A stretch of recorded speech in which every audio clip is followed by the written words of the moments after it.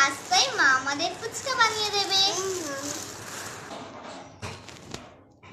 আসসালামু আলাইকুম বন্ধুরা। বাচ্চারা তো বলেই দিয়েছে বিকেলবেলায় ফুচকা খাবে, তো সেই জন্যে অনেক দিন ধরেই প্যাকেট কেনা ছিল ফুচকার আমাদের বাড়িতে।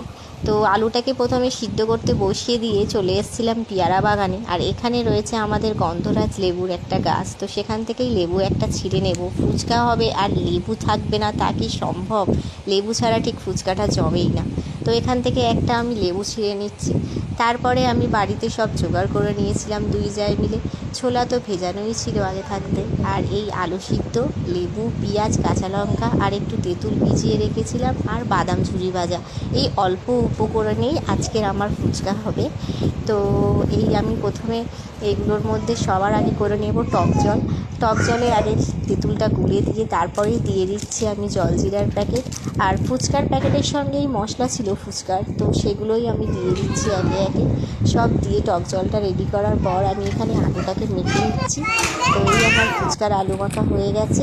এবার আমি এক এক করে ফুচকায় ভরে আলুগুলো সুন্দরভাবে সাজিয়ে আর বাচ্চাদের দিয়ে দিলাম।